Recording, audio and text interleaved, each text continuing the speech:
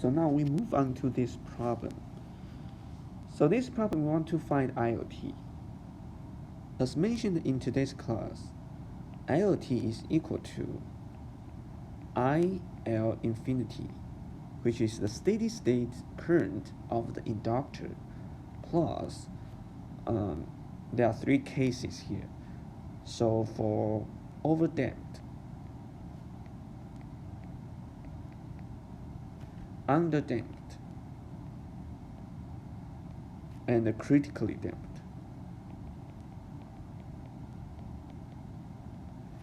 So this part you have to determine which one you have to pick. So in this part, as we know that there are two coefficients, A1, A2, you need to find. So now we have to find three parameters. One is IL infinity and A1, A2.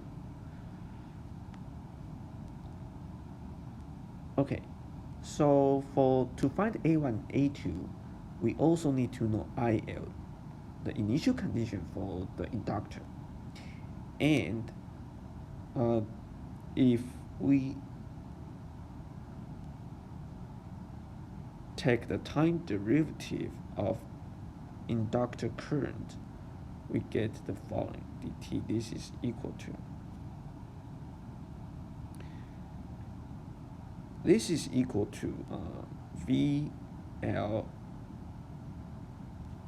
when t equals 0, this is t equals 0, divided by L. So we need to know steady state of the inductor current, initial condition for the inductor current, and initial condition for the voltage across the inductor.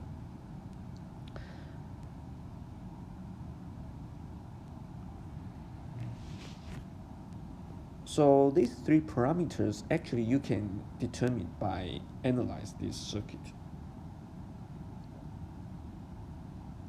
What I want to mention is this one. So the VL at time equals 0, because at time equals 0, the switch is closed.